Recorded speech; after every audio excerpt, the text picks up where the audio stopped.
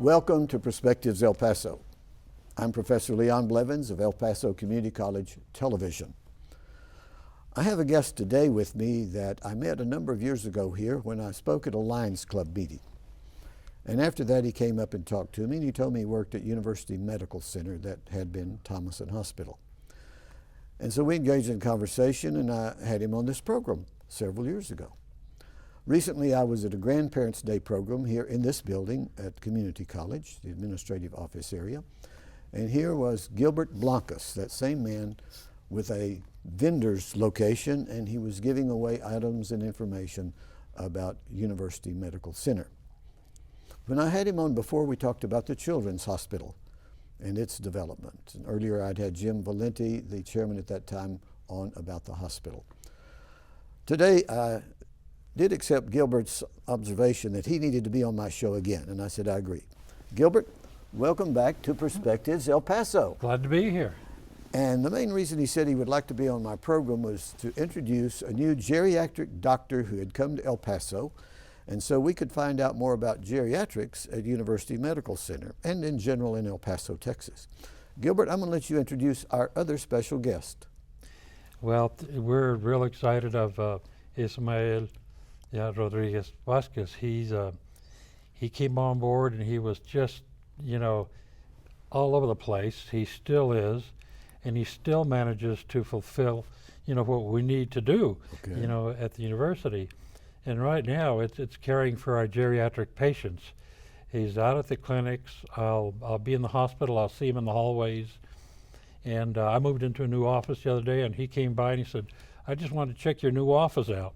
So, he is all around, and I've taken him to health fairs. I've taken him to the Housing Authority and introduced him to the residents there, and they say, I want to see that doctor. Okay. And we hand out his card, to people to come and visit us at the health fairs, and we're just so excited to have him on board. Thank you. Well, do you go by Dr. Rodriguez? Dr. Rodriguez. Dr. Yes. Rodriguez, okay. Well, we'll give you a chance to tell us a little bit about your background, where you grew up, where you got your basic education, and then your medical education. Let's start with that. Well, I was born and raised in Puerto Rico. From elementary school to high school, Okay. I did that in Puerto Rico. Some of the high school, 10th grade and 11th grade, I knew I wanted to be a doctor, so I needed to learn English. Mm-hmm. So not a lot of English speaking in Puerto Rico. Right. So I went to Pennsylvania with my aunt and uncle, lived there 2 years. Went back to graduate in my hometown in Puerto Rico, did my medical school 4 years in Puerto Rico, and then I moved to New York City, where I did internal medicine and geriatric medicine at a hospital affiliated to the Columbia University.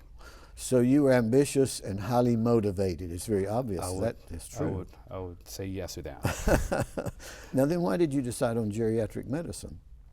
Well, while you are on internal medicine, there's a gamma of possibilities that you can do: cardiology, gastroenterology. Our program in New York City had a very strong geriatric programs. While you rotated and you participated in those rotations, I like the complexity of the cases. It's not, it is something different. The approach of geriatrics is what got me into it. You can do geriatrics in the hospital, you can do geriatrics in the clinic, you can even do geriatrics as a home visit, mm-hmm. and visit the patient at their house. Mm-hmm. So it was just the complexity and the varying situations that you can participate in. Okay. Now, Gilbert, as you were going around before Dr.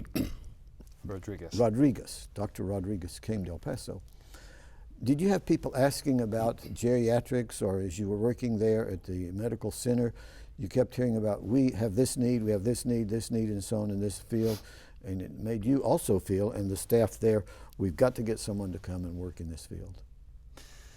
Yes, I did, and one of the main reasons is because a lot of the patients that we have, and some that I've seen, that are geriatric patients and also Medicare patients, are 65 years and older, which is, part of our criteria as a definition for a geriatric patient. That's hard to define, but it's an older individual, and and I'm there myself. You know, I'm over 65, so a lot of people that I've met, you know, are acquaintances and people that I've just met at different places, and they have asked, you know, when are you going to start doing that? And we said very, very soon. And of course, with our move to the, you know, we moved a good portion of our patients. I'm talking about our pediatric patients over to the Children's Hospital. That left a void in the hospital that we needed to fill. Right. And then it wasn't long that we were doing that. And so our need quickly was there.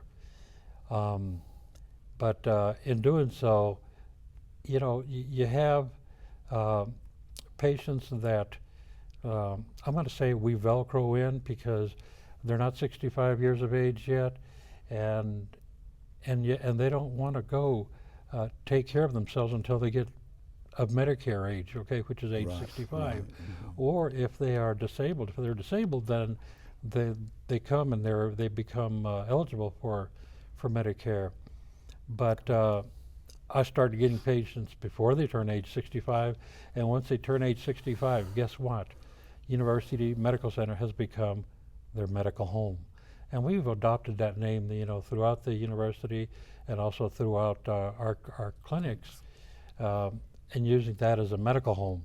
We want people to recognize us as their home when it comes to healthcare issues.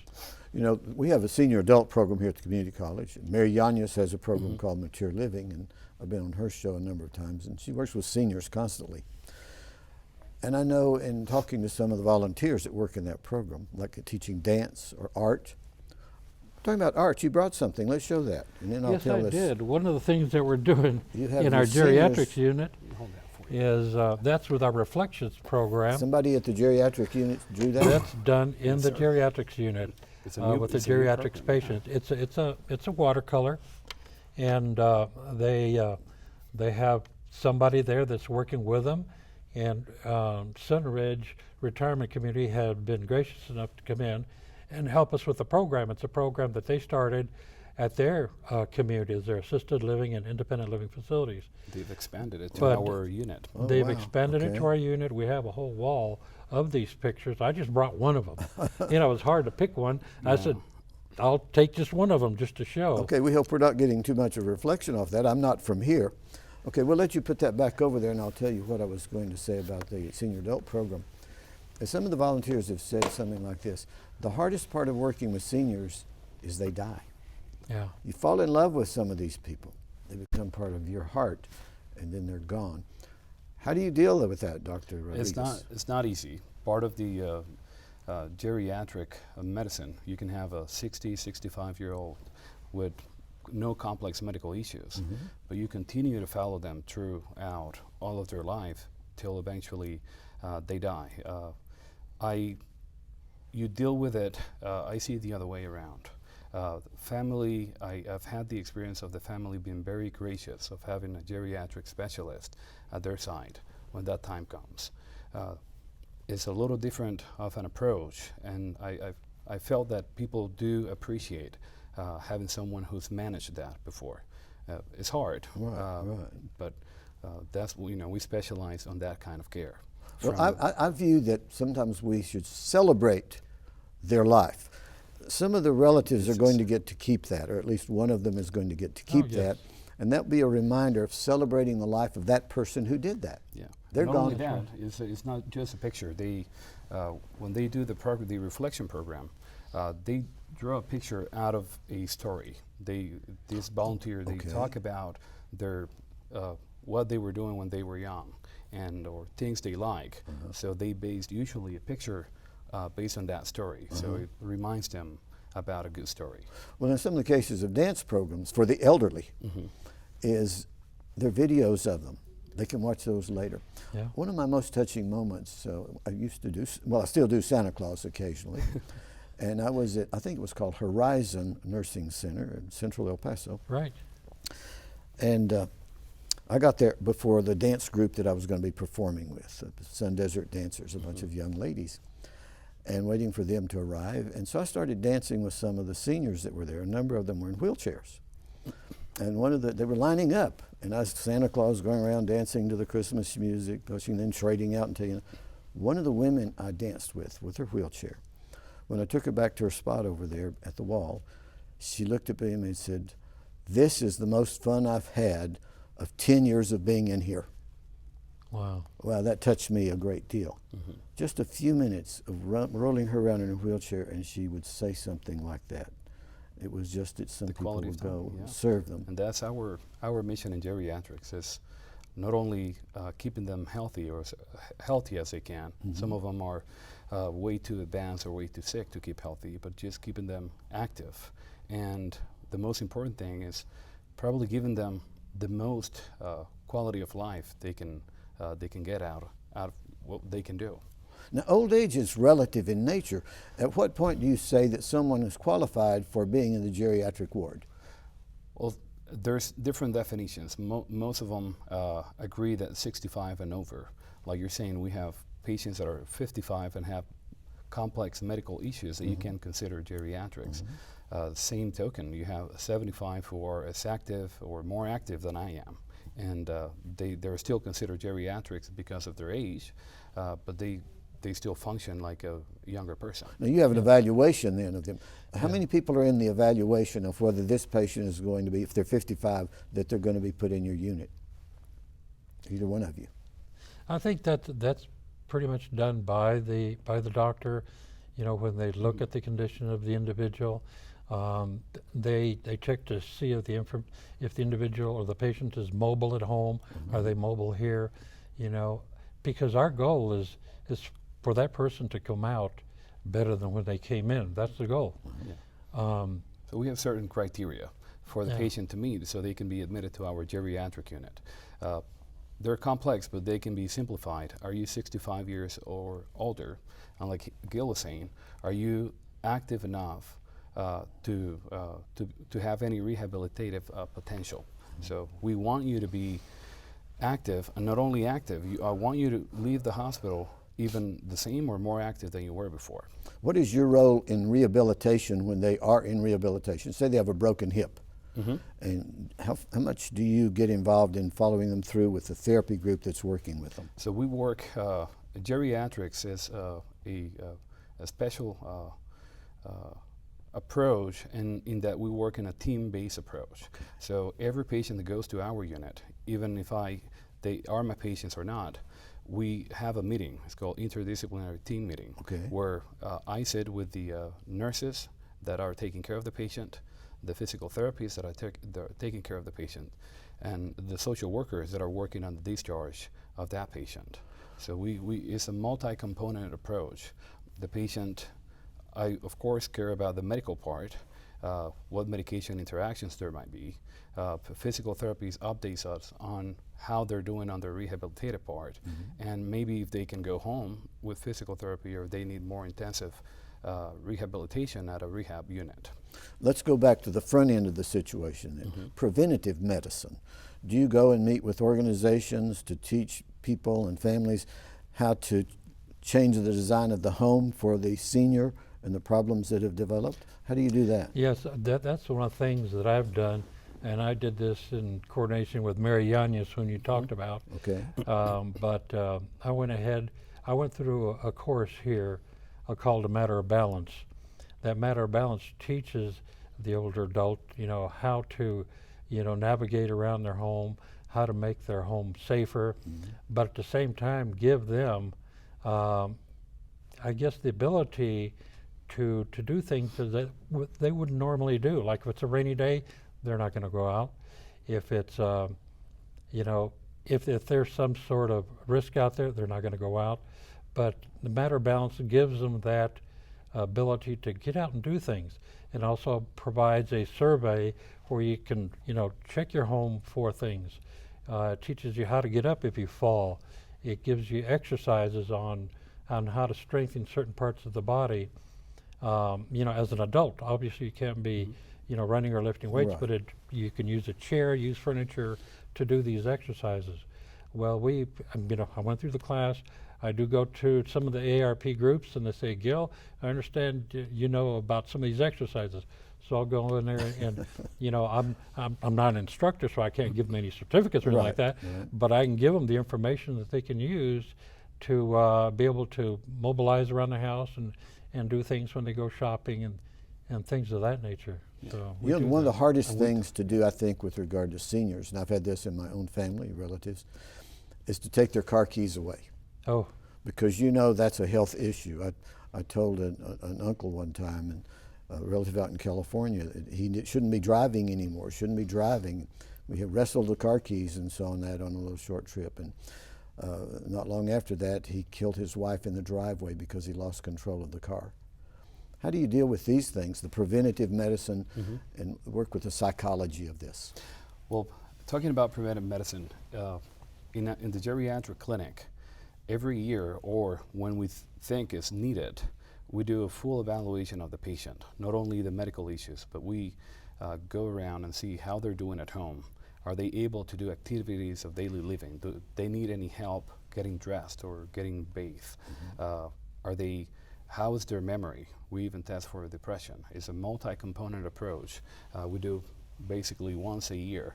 And if we see a big difference, mainly on the memory component or their ability to interact with their environment, we will be very proactive and we will call the DMV if needed to report that case.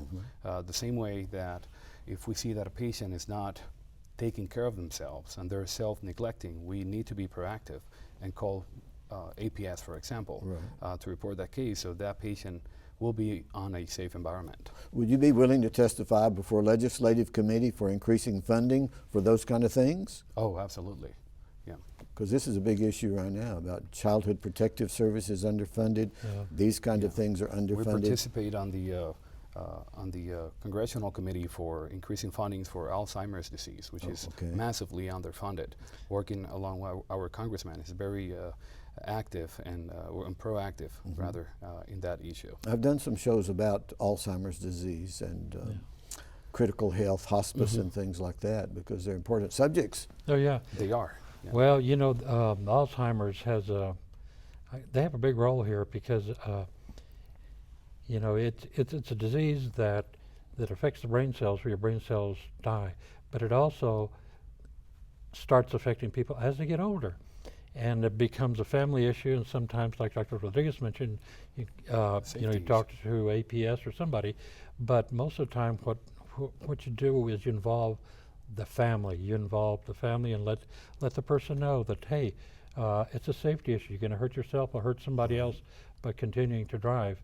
But driving, it's just one thing. The other thing is cooking and doing all these other things at home that are very dangerous. And at some point, somebody's got to be doing that for the individual. And that's where family comes in. And also, you know, the facilities around the city that provide that. I want to give you a chance to put up a telephone number or website, if you'd wish, for contacts. People watching this show and say, I want to know more about that, or I want to be assisting you in some of these things. Either one of you want to give a number or website? You can give we got our geriatrics website, which is umcalpaso.org. And once you get on that website, you can actually click on a geriatrics page that will give you all the information that we're talking about right now, as far as the programs we have in place and what we provide for the geriatric patient. A contact if you want to have an appointment with me.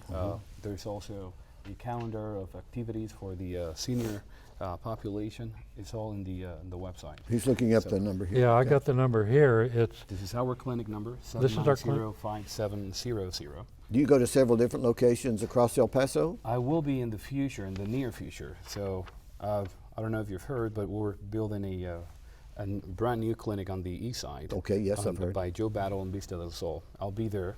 And we're building another one on the west side, across Canutillo High School. We want to And I'll leave be this there with as my well. co-producer, Marco Lara, so he can put that up while we are Okay. talking about this. And so the contacts here, it has numbers, and he can put that up on the screen for us. Sure. Right. And then we'll give them, I guess, the extension for those clinics or my assistants. So they before can- you leave today, Yeah. be sure you get that Yeah. to Marco, and we'll put that up for you. Because it's a matter of keeping in touch. Yep, it is. And It is.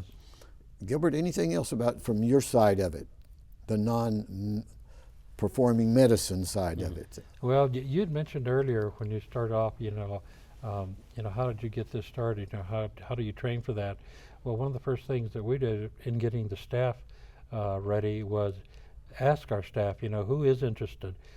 So the people that we have in geriatric care are nurses that want to take care of, older patients. Mm-hmm. And I mentioned we transferred the pediatric, patients to the children's hospital. Well, when that happened, we asked the same thing: who wants to go, with the children? And we had a group. And then the other group wanted to take care of adult patients. And then now you take it a step further. Now you're looking at geriatric patients.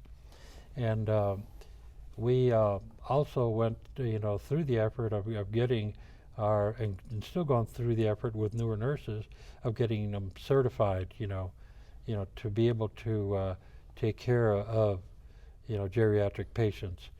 Public radio just yesterday had a segment about nurses, highly qualified, highly trained, specialized nurses in Jamaica, I believe it is, mm-hmm. and being hired away to go to London and to come to the United States to work, and they can make a lot more money here. So Jamaica, they're suffering because of their loss of nurses. Do you find any shortage of nurses here that have these specialties, or where you've worked before? Well, not really, I guess. We have the nursing staff that we have. Working in geriatrics, you have to like it. Right. So our nurses that we have on the geriatric unit not only like it, we make sure they like it. Right. But not only that, we make them trained and certified on geriatric care. So not only they like it, they're good at it. Uh-huh. Give me a highlight of your work as doctor. Where were you working last before you came here? New York City. In New York City. Give me a highlight of your time there in New York City working in geriatrics. Well, I guess a highlight, I would say doing home visits in the geriatric community. It was very special because not every other specialty does that. Mm-hmm. Going to a patient's house and see the actual environment they live in and their needs and how they go about on their day-to-day living. It was really important to see not only the patient 15 minutes in the office. It's more important to see how they live at home, mm-hmm. what they're eating, how safe is their house, how is it. So hopefully in the near future we can create a program. And we've been in talks with the administration on expanding our geriatric services, and probably we can go at home to the homebound seniors right. and provide that care. Just a few days ago, I was in Dr. Foot's surgical area. He was doing some laser surgery. He removed some cataracts from my eyes, and then he had to go back and do a little laser to get rid of a scar there. There were only a few of us in that surgical center waiting for these routines, mm-hmm. and two women sitting there. One of them, I asked, what kind of work do you do? And she said, well, this is my work, home care for this woman. And she named her name. And she said, I have to be with her today. And I said, how long have you been doing this? And she said, like 12 years or something. And she worked with another woman before. Mm-hmm. And so that's where you go in the home. Years ago, I was asked to do Santa Claus for a home nursing care, just 5 patients, Alzheimer's, dementia, and so on. And so I went and did the Christmas party, and I mentioned some of the people don't know I'm here, but I'm here for the relatives who are here for the party. Mm-hmm. Right. Because they need respite sometimes from all of the things that are happening. And so those are gratifying to me to see really important home care. Use, yeah. And we're going to see a lot more of that in the future. Yeah, well, right time, right place. He was saying, I got here 3.5 years ago, just about when the baby boomers started turning 65 or more.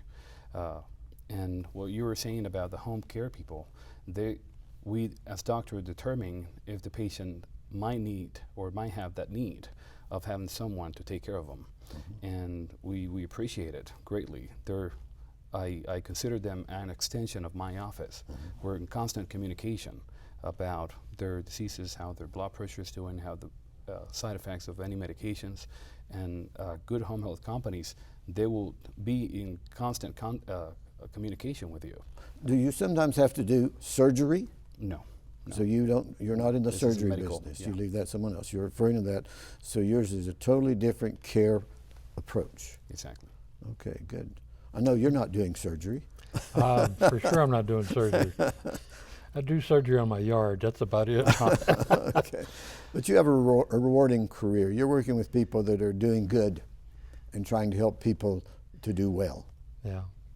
We have just a few minutes left. Any other things that we've overlooked, important things with regard to geriatric Well, I care? don't know how important it is, but to the people in the unit it is.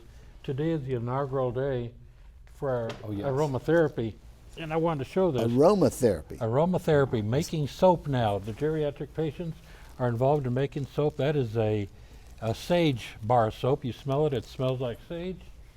And then this one here is lavender, a lavender piece of soap. And So we're expanding the making them things there that in we the can do. unit. This is important. Today is the inaugural day. They're starting that today. Just today. A true story. I had a grandmother. Her name was Goldie Beavers. Golda Lee was her actual name, I guess. And I noticed that when I was young, she smelled different than the other people in the household. She lived with us. And it came about that we began to notice that sometimes older people smell different. Mm-hmm. So aromatherapy may be, and it's probably because they're not taking care of themselves as well as they could when they were younger. Yeah. It could be. Yeah. So this is, that's a good And idea. it gives them, you know, a nice experience while they're in the hospital. So they can Lavender forget. right there, And sage. and this is sage. And do you have molds and things like this? They have molds. Mhm. They They're do taught them how to do there. it. They microwaving it is part of the process, but the other part is obviously the mold and picking out what you want to do. And they all have different scents, so it's an exciting thing to see the finished product. Mhm. But you know, they're just not, the geriatric patients are just not there looking at the walls or whatever, and we have plenty of pictures. Yeah. Yeah. But if you get them involved with an activity, I think that's important. That activity is important, like for Alzheimer's patients as well. If you keep that mind occupied and keep it doing things, you're gonna be that much more alert with life. Giving them in general. activities that will make them forget they're in the hospital. Oh, yeah, Being give in the them hospital something to do. is not fun for anyone. Yeah, So exactly. we have That's the, the other thing. we have the painting program. We have the soap. We also have physical therapy, keeping them as active as possible. Right. So We they got can pet therapy. Pet therapy. Yep. Yeah, I've interviewed people about horse therapy and dog therapy Yeah. and other kinds of things. We and have pets 2 going to dogs the that go hospital. to the Yeah. unit. Gosh, Yeah. we have just 1 minute left. And you know, these things don't have to be perfect. The drawings don't have to be perfect for them. No. The soap doesn't have to come out No. perfect. It gives them something to do, and it's something that is worthwhile. Yeah. And Wow, our time has gone so thank great. you. Dr. Thank Rodriguez, you. welcome Thank to you El for working with Paso. us. Thank you. And Gilbert, Professor, thank you good very to much. see I'll see you again at another function. Yeah, maybe we can see you again at Grandparents' Day, and you can watch me dance again. There you go. Well, Love Conference is coming up Oh, too. I So. tell you. Well, thanks for watching Perspectives El Paso. I'm Leon Blevins. See you at another time.